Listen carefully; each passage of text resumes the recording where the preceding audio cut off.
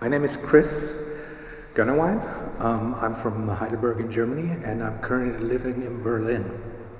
I'm an applied and fine artist, and I have 3 pieces in the show that I like to talk about.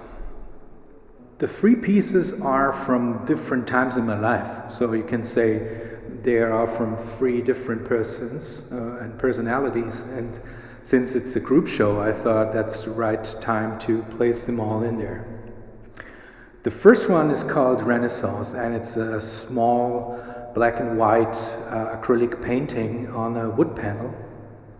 And I made this piece when I was 14 years old. And I grew up in a household where there was not much art around. The only art that was around was shooting targets from my grandfather, because he painted these shooting targets for his fellow sport hunters.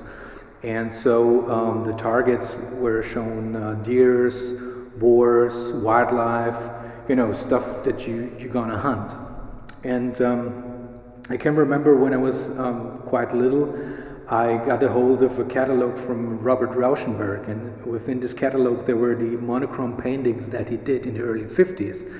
And this was quite shocking to me because of 2 reasons. I mean, first of all, the painting were rectangles, and second of all, they were monochrome.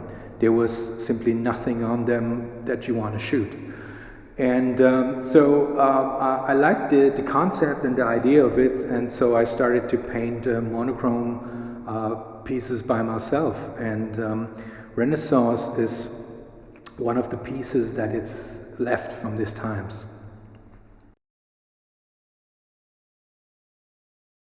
The second piece in the show is called Friendly Firefly, and it's a neon piece. And I began to make neons in the late 2000s, like 2008, 2009, something like that. And what I liked about neons is that they are self-sufficient, and I don't mean in a way that they need power, but if you place a neon in a room, the neon doesn't require any specific lighting or a spot to see what's going on, and the neon doesn't really care about what you place next to it, because it will overshine anything. And also neons are really, in their meaning, in their message, they're really simple. I kind of like the idea, and so I used neon as this really simple approach to show it is what it is. You don't have to dive deep,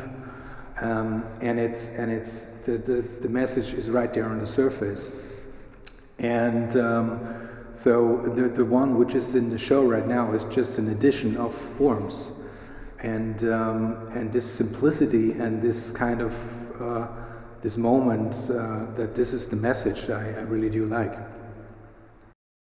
The most recent work in the show is called Tabula Rasa, Rasa Tabula, and in the past I used to work with wordplays in my titles, but I was never really I was not sure if I should work with language in my work itself, because I found language is a very powerful tool, and if you look at the work of, for example, Jenny Holzer or Lawrence Weiner, their oeuvre is such a rich, complex thing, and so my approach was just use 2 words and use them to make an image. And so I came up with this whole series of the constellation of 2 words that are acting like 2 sides of a magnet, like a north and a south pole.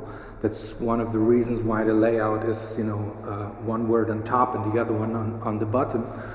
And so I was interested in the dynamics of these 2 words. Like a magnet, they can attract one another, or they can repel one another.